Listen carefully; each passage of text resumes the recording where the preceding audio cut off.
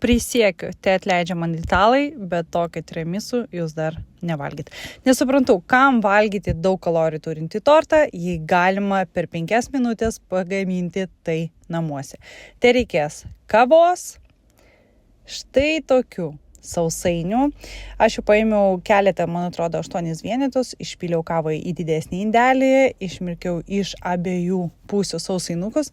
Nematau tikslo ieškoti ten visiškai be cukrių ar gaminti patiems, nors galima būtų, todėl kad cukraus jie turi ne tiek ir daug ir tai vis tiek yra angliavandeniai.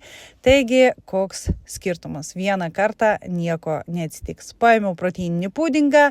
Tiesa, aš dar bandžiau daryti su graikišku jogurtu ir proteinu kokosiniu, žiauriai patiko, irgi labai gerai, bet man gal skaniau buvo su šio karameliniu pudingu. Išmirkiau iš abiejų pusių, įdėjau vieną sluoksnį pudingo, antrą sluoksnį sausainio ir dar vieną sluoksnį pudingo.